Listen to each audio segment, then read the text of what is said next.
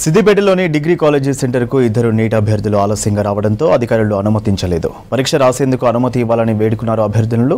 అధికారులు అనుమతి ఇవ్వకపోవడంతో కన్నీరు పెట్టుకున్నారు.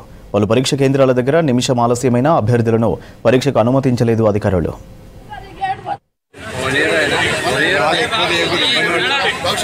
చాలా సీరియస్ ఏదో నడిపించాలి గ్రూప్ 1 గ్రూప్ అంటే